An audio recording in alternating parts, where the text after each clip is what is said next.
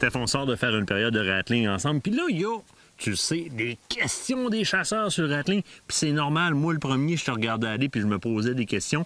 Première des choses, quand je t'ai vu chercher le bon habitat pour faire du rattling. Exactement. C'est la première affaire, il faut que tu regardes. Parce que c'est simple, c'est qu'on va attirer le chevreuil par le son des cornes. Oui. On va simuler une bataille. Si tu n'as pas de vision, il va venir quand même, mais tu le verras pas. Le bois sale, par Le bois exemple. sale, Là. on le sait qu'ils sont là. Fait que là, ce que tu vas faire, c'est que tu vas essayer de travailler tes transitions. Tu vas essayer de travailler un bûcher ouvert.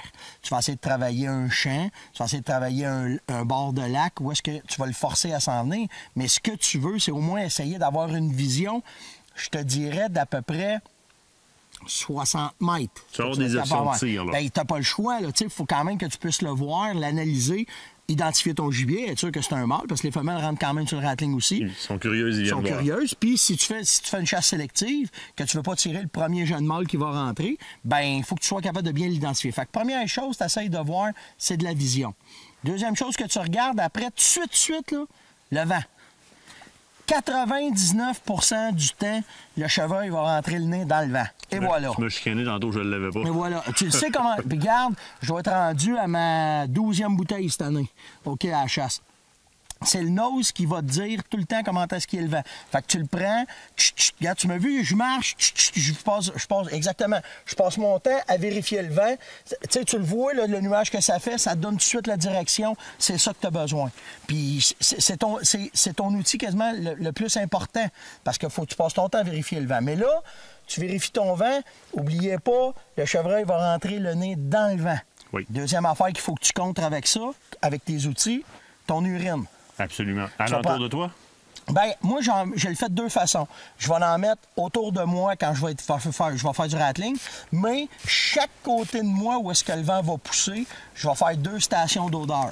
Parce que le mâle, ce qu'il va faire, c'est quand il va faire son rond pour venir identifier le bruit, l'odeur qui va y rentrer dans le nez, c'est cette odeur de mâle-là. Tu veux le diffuser adéquatement en le poussant avec le vent. Exactement. Puis lui, l'odeur qu'il va attraper, il va sentir « Ah, c'est un boc que je connais pas. » Puis là, il s'en vient dans cette odeur-là.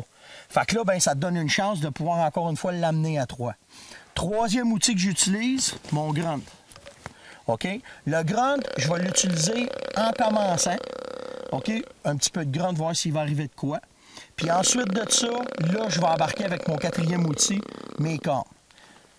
Avant la prochaine question, tu sais, je vais te parler de tes séquences, de quelle façon tu t'organises. Je veux juste récapituler puis être sûr. Moi, je le sais que ça se tient dans le bois sale. J'ai vu des signes. Le bois sale qui est en face de moi est génial. Exactement. Je me trouve une belle ouverture. Oui. Je calcule mon vent. Si mon vent pousse dans le bois sale, magique. Ça va porter mon son puis ça va porter l'odeur que je vais répartir. Exactement. Latéralement vers ton chevreuil. Je m'installe. Puis là, on voit les outils, t'as tes cornes, t'as ton grunt. Un petit peu de grunt. Là, dis-moi, c'est quoi les séquences que je vais faire un coup installé? Bon, moi, une bonne séquence de rattling, c'est 45 minutes à 1 heure non-stop. OK. Tu m'as entendu, tu m'as vu faire. Des petites périodes d'appel quand Ben même. oui, Des petites ben périodes oui. d'écoute. Ben, en commençant, ce que je vais faire, c'est que quand je prends mes cornes, je commence pas une grosse bataille. Je vais faire comme si les 2 bocs se voyaient. Puis tranquillement, je vais juste les cogner ensemble. Juste là? Moi, je t'ai entendu souffler avant. Bon, ben ça, c'est une autre affaire que je fais. Mais tu vois-tu, là, tu me parles le sneeze que je fais avant. Oui. Ça dépend comment est-ce que je vais me préparer, où est-ce que je vais être. OK? Mais si j'ai une bonne ouverture, là, je suis vraiment quasiment sûr que j'ai des signes, puis que mon boc est proche, avant de faire mon grunt, je vais faire le fameux sneeze. Ce call-là, le chevreuil fait ça pour intimider, pour avertir qui est là, puis dire « Hey, si tu viens, tu vas voir, tu vas te chauffer à moi. » C'est un son qu'ils font avec leur nez, OK? Nous, on va le faire avec notre bouche.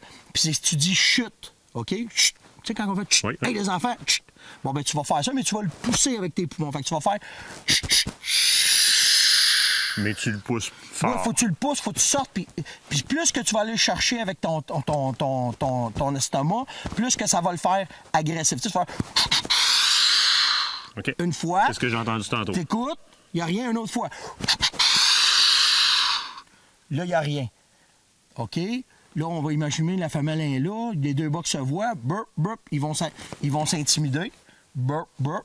Il a fait son sneeze. Puis là, ils vont venir se rencontrer. Tranquillement. Petit au début. Oui, je vais juste y aller comme ça. Je vais faire ça 5-10 minutes de temps. Là, naturellement, à un moment donné, tu commences à avoir les biceps qui chauffent. T'en profites de faire une période d'écoute? T'écoutes un petit peu, 1 minute, 2 minutes. T'as trop chaud au biceps, 4 minutes si tu veux.